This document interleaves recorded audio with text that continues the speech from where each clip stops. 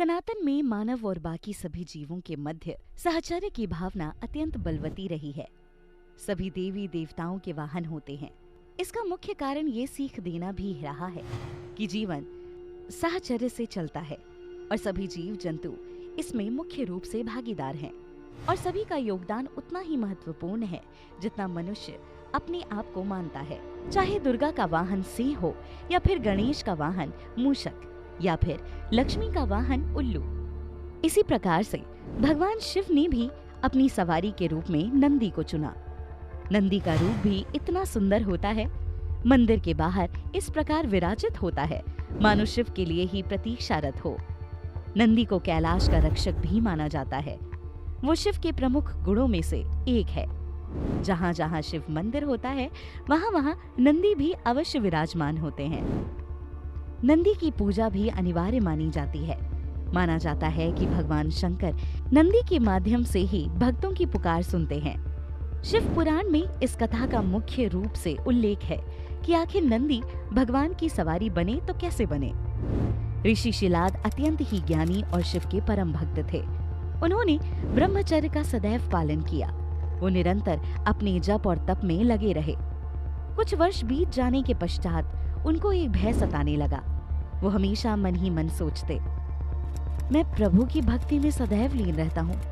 मेरे जीवन का एकमात्र उद्देश्य प्रभु को साधना ही है, किंतु मेरे वंश का अंत भी मेरे साथ ही हो जाएगा।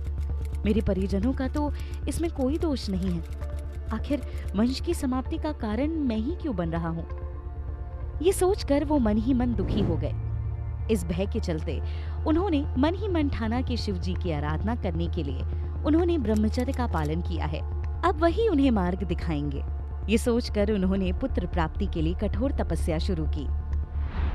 अनवरत वर्षों तक वो शिव की तपस्या करते रहे। उनकी तपस्या से प्रसन्न होकर भगवान शिव ने शिलाद ऋषि को दर्शन दिए और कहा, मैं तुम्हारी तपस्या से अत्यंत प्रसन्न हुआ शिलाद। इस सब के पीछे क्या मंशा है तुम्हारी? मांगो जो वर मांगना चाहते हो। तब शिलाद ऋषि ने शिव से कहा कि उसे ऐसा पुत्र चाहिए जिसकी मृत्यु ना हो सके। जब जब आपका नाम लिया जाएगा उस पुत्र का भी अवश्य नाम लिया जाएगा। उस पर आपकी कृपा सदैव बनी रहे।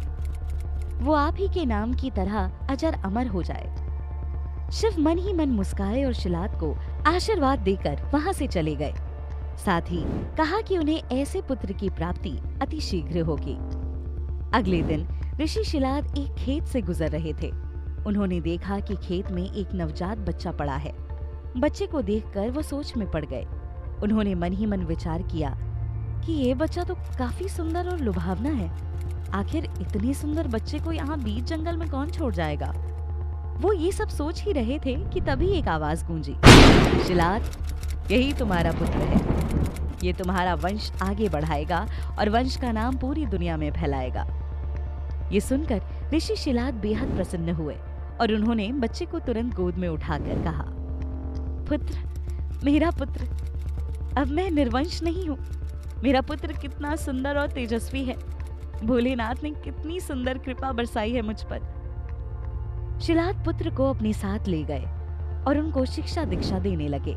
उन्होंने उस बच्चे का नाम नंदी रख दिया। नंदी बहुत ही तेजस्वी बालक था। वो बहुत ही तेजी से सब कुछ सीख रहा था। अत्यंत ही सौम्य और पितृ भक्ति में नंदी भी अपने पिता की तरह शिव भक्त बन चुका था। कुछ वर्षों बाद ऋषि शिलाद के घर पर 2 सन्यासी पहुंचे। ऋषि ने उनका खूब आदर सत्कार किया। इससे प्रसन्न होकर सन्यासियों ने ऋषि शिलाद को दीर्घ आयु का आशीर्वाद देते हुए कहा, तुम अत्यंत निर्मल हो और निश्चल हो। तुमसे मिलकर अत्यंत प्रसन्नता हुई। ईश्वर तुमको दीर्घायु करे। लेकिन उन सन्यासियों ने नंदी के लिए एक शब्द भी नहीं बोला।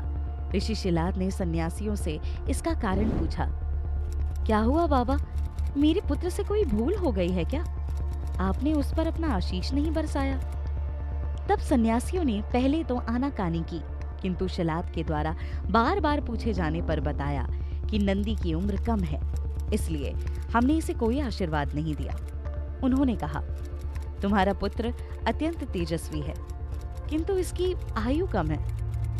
इसी वजह से हमने इसको दीर्घायु होने का आशीर्वाद नहीं दिया।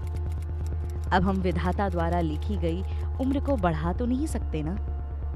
ये बात नंदी ने सुन ली और अपने उदास पिता से कहा, मेरा जन्म तो शिव जी की कृपा से हुआ है।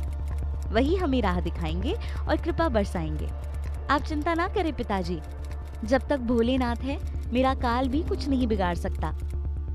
इसके बाद नंदी भगवान शिव की स्तुति करने लगे और उन्होंने शिव का कठोर तप किया। इससे प्रसन्न होकर भगवान शिव प्रकट हुए और कहा, नंदी, तुम मुझे अत्यंत प्रिय हो। अपने पिता की भांति तुमने मेरे हृदय को जीत लिया। मांगो, क्या वर मांगना चाहते हो? तो नंदी ने कहा, आप मुझे अपनी शरण में ले ले महादेव। मुझे अपने पास ही एक छोटा सा स्थान दे दें। भगवान शिव ने कहा, नंदी, आज से तुम मेरी सवारी बनोगे, मेरे साथ हर क्षण रहोगे। मैं जहां भी जाऊंगा वहां तुम मेरे साथ चलोगे। मेरे कैलाश की रखवाली भी तुम ही करोगे। मुझसे यदि किसी को अपनी मनोकामना कहनी हो तो वो तुम्हारे कानों में भी कहेगा तो मुझ तक पहुंच जाएगी। इस प्रकार से अपने तप के बल पर नंदी ने भगवान शिव के वाहन का रूप ग्रहण किया। एक और कथा भी है। ये माना जाता है कि समुद्र मंथन के समय जब शिव जी ने विषपान किया था तो विष की कुछ बूंदें गिर गई थी, जिसको नंदी ने अपनी जीभ से चाटा था, जिससे शिव जी अत्यंत प्रसन्न हो गए थे और कहा कि मेरा सबसे बड़ा भक्त नंदी है। शिव ने ही उनको नंदी अर्थात बैल का रूप प्रदान किया। वो शिव के मुख्य गढ़ों में से शामिल हो गया। बैल को महिष भी कहा जाता है, जिसके चलते शिव का एक नाम महेश भी पड़ा। इतिहास में अनेकों सभ्यताओं में बैल की प्रतिमा का उल्लेख मिलता है। जहां जहां शिवलिंग खुदाई में मिलता है वहां बैल की प्रतिमा भी अक्सर मिलती है। सुमेरियन, असीमिया और सिंधु घाटी सभ्यता की खुदाई में भी बैल की प्रतिमा मिली है। जिस प्रकार धर्म ग्रंथों में गाय को माता माना जाता है, उसी प्रकार से बैल को धर्म का अवतार माना जाता है। नंदी अर्थात बैल शक्ति और बल का प्रतीक भी माना जाता है। जिस तरह गाय में सर्वश्रेष्ठ कामधेनु गाय को माना जाता है, वैसे ही बैल में सबसे उत्तम नंदी को माना जाता है।